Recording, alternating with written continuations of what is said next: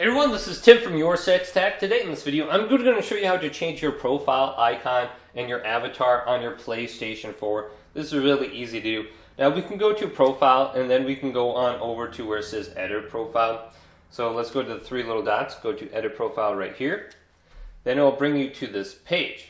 Now your profile picture will be what's displayed to like your close friends. Your avatar will be displayed to everyone. So we can go to change profile picture right here, and if you have the PlayStation mobile app on your phone, you can select something like off of Facebook or upload an image from your phone, and it's very easy to display that.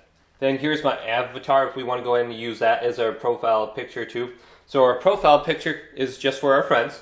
Our avatar is for everyone who is not our friend, random people you meet in the game, etc.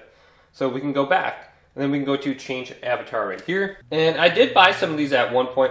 So let's go ahead and just change one of these.